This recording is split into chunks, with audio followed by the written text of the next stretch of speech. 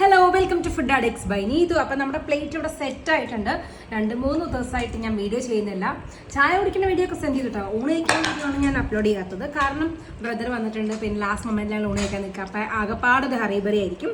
അപ്പം ഇന്ന് കുറച്ച് അധികമായിട്ടുണ്ട്. അപ്പം നിങ്ങൾക്കൊന്ന് ചെറിയൊരു വ്ളോഗ് ചെയ്ത് കാണിച്ചു തരാമെന്ന് വിചാരിച്ചു. അപ്പം നമ്മുടെ നല്ല തവിടുള്ള കുത്തരി ഇന്ന് അമ്മ മിക്സ് ചെയ്താണ് വെച്ചേക്കണത്.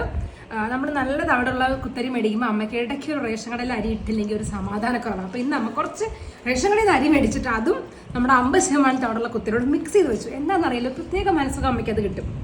നൊസ്റ്റ് അങ്ങനെയൊക്കെ പറയാം. അപ്പം നമ്മുടെ ചോറ് വിളമ്പി വെച്ചിട്ടുണ്ട്. പിന്നെ ഉള്ളത് കോവയ്ക്ക തോരനാണ്. പിന്നെ ഇത് ഇന്നത്തെ ഒരു സ്പെഷ്യലാണ്. ഇത് ഇവൻ വന്നതിൻ്റെ സ്പെഷ്യൽ ഐഡിയ. ഇത് നമ്മുടെ ഉണക്കച്ചെമ്മീൻ ചമ്മന്തിയിൽ ചുട്ടരച്ചിട്ട് വെക്കണേ തേങ്ങ, ആ ചമ്മന്തിയാണ്. ഇതൊരു മുള്ളൻ ഫ്രൈ ചെയ്ത് വെച്ചിട്ടുണ്ട്. ഇത് ഞാൻ തന്നെ ഉണ്ടാക്കിയൊരു ചാളക്കറിയാണ്. വായിൽ വെക്കാൻ പറ്റുമെന്ന് എനിക്കറിയില്ല. ശരിക്കും എൻ്റെ ചാളക്കറി നല്ല എരിവുള്ള മുളക് ചാറൊക്കെയാണ് ഇടുവാണ്. എനിക്ക് എല്ലാ ചാളക്കറി വെച്ചാൽ സാധാരണ ഫ്ലോപ്പ് ആവുകയോ ചെയ്യാറ്. ഇത്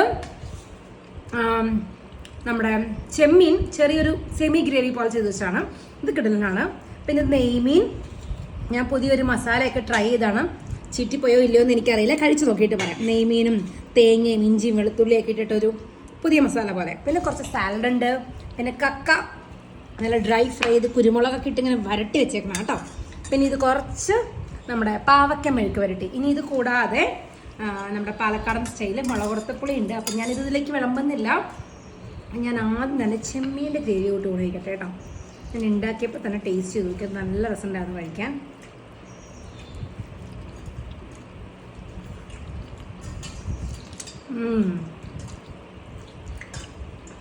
എനിക്കിഷ്ടമായി. ഒരു പൊടിക്കും കൂടെ ഉപ്പണി നന്നായിരുന്നു. എനിക്കിഷ്ടമായി. നമ്മുടെ കക്കയും ചെമ്മീനും കൂടെ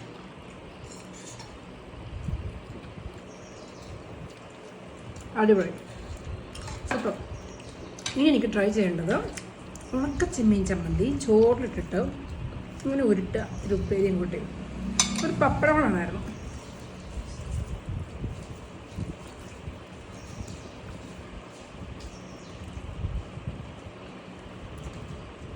ആഹാ, ചൂട് ചോറും ഈ ചമ്മന്തി മാത്രം മതി ഉണയിക്കാം, കിട്ടും.